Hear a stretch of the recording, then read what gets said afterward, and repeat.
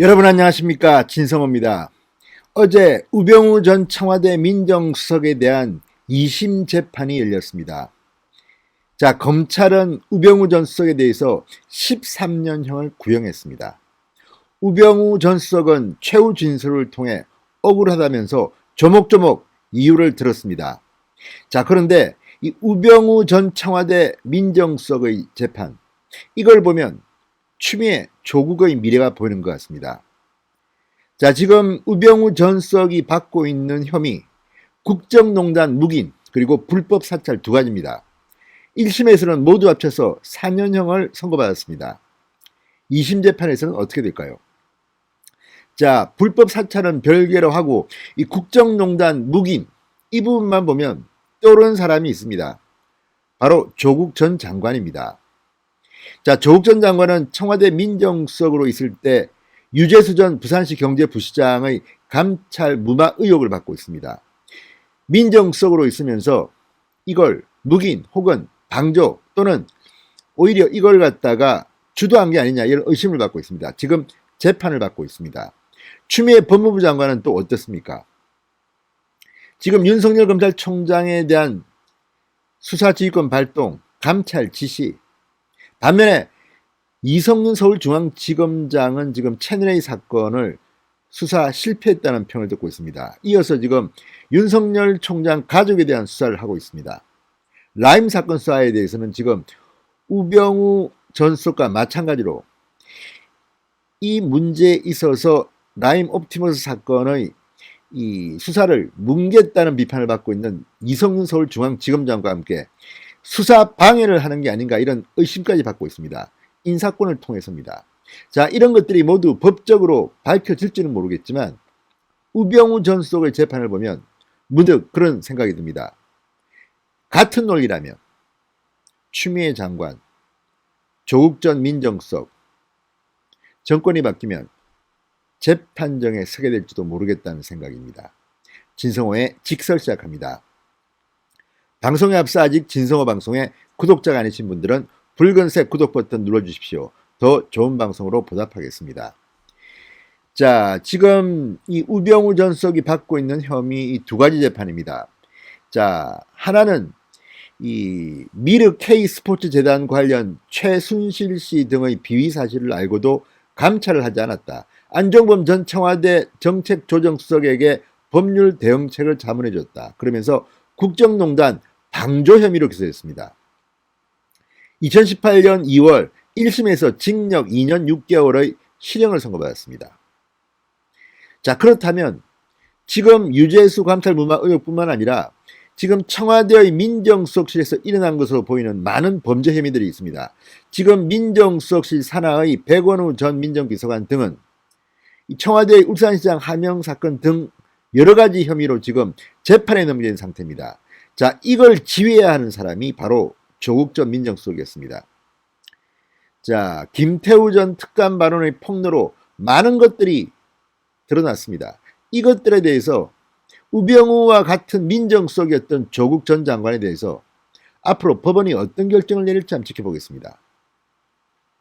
어떤 의미에서는 비슷한 운명에 처할 수도 있습니다. 이미 기소가 됐습니다. 또 추미애 장관은 어떻습니까? 지금 라임과 옵티머스 관련 이 사건은 국민적 관심사가 되어 있고 이거는 정권 차원의 폭탄이라는 말을 하는 사람도 많습니다. 자, 지금 라임과 옵티머스를 수사한 검사들을 쭉 보면 추미애 라인, 이성윤 라인이라는 그런 분석들이 나오고 있습니다. 자, 이것들을 실정적으로 분석해서 만약에 범죄 혐의가 드러날 경우 어떻게 되겠습니까? 물론 저는 예단하지 않습니다. 추미애 장관이 죄가 있다는 말을 못 드리겠습니다. 그러나 우병우 전 수석의 케이스에서 보면 충분히 그럴 가능성이 있습니다. 자, 지금 이 우병우 수석에 대해서 이런 가혹한 본인 주장으로는 가혹한 이런 혐의를 들이대서 실형을 살게 하는 것이 과연 맞는 것인지, 그렇다면 같은 논리로 문재인 정권의 사람들은 무사할 건지, 지금 5년 단임 대통령제 황제적 권력을 갖고 있는 이 시스템에서 과연 우병우 전 수석이 이렇게 될 건지. 자, 이와 별도로 우병우 전 수석은 이 이석수 전 특별감찰관을 불법 사찰한 혐의로도 유죄가 인정돼 같은 해 12월 징역 1년 6개월을 선고받았습니다. 합치면 징역 4년입니다. 적잖은 형이 1심에서 선고됐습니다. 2심에서 검찰은 13년형을 구형했습니다. 자, 그렇다면 같은 논리로 조국 전 장관, 추미애 전 장관은 무사할까요? 이런 생각을 하게 됩니다. 자, 어제 재판에서 검찰은 이 사건은 국정농단 주범인 최서원 씨와 공모해 국민으로부터 위임받은 권한을 남용, 부여된 성실 의무를 위반하고 국가 기능을 제해시킨 중대범죄라고 했습니다. 또 민정수석의 막중한 지위를 이용해 민주주의 질서를 파괴하고 뒷조사를 하는 방법으로 기본권을 침해했다고 강조했습니다. 자, 이 검찰의 구형 요지를 보면 저는 추미애와 조국이 떠오릅니다.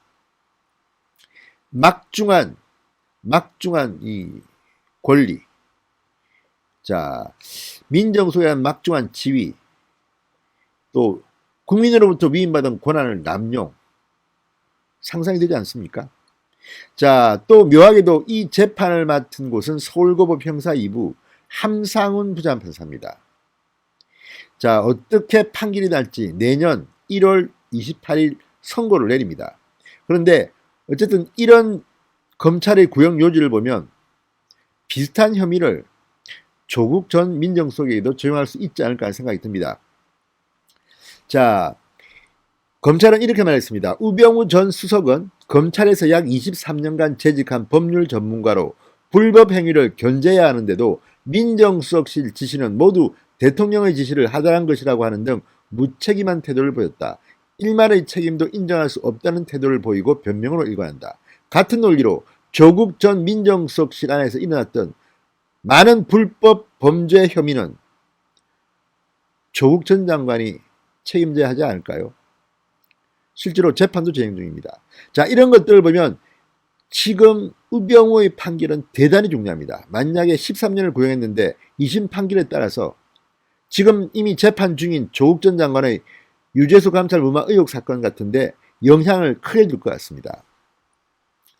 자, 마지막으로 검찰은 이렇게 말했습니다. 이 사건은 뼈아픈 역사로 기록되겠지만 명확한 분석과 철저한 반성으로 잘못의 결과를 초래한 책임자를 엄정하게 처벌하는 것이 선행되어야 한다.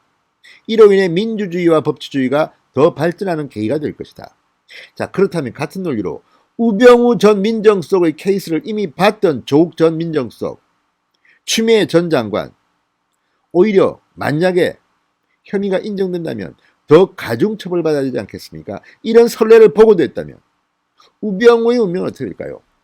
자, 우병우 전 수석은 어제 최후의 진술을 통해서 통렬하게 검찰을 비판했습니다. 저는 억울하고 무죄다. 검사와 청와대 비서관 등 26년간 공직자로 살아왔고 공직 생활 내내 법과 원칙을 지키며 살았다고 감히 말씀드린다.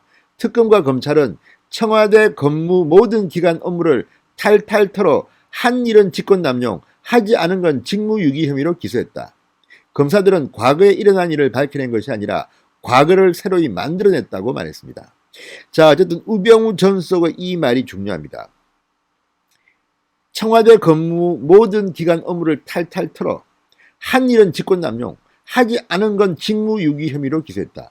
똑같이 조국 전 민정수석의 경우 청와대 근무 기간 중 한 일은 직권남용, 하지 않은 일은 직무유기로 기소하는 일이 벌어지지 말라는 법이 없습니다. 자, 어쨌든 우병우 전 수석의 최후 진술은 상당히 감동적이었습니다. 이렇게 또 말했습니다. 검사가 만든 거짓과 허구의 껍데기를 벗겨 진실을 찾아주시고 저의 억울함을 밝혀주시기를 간절히 호소드린다. 일부 정치검사들이 직권남용과 직무유기죄를 칼로 삼아 최후의 심판자 노릇을 하지 못하도록 법치주의를 지켜달라고 호소했습니다.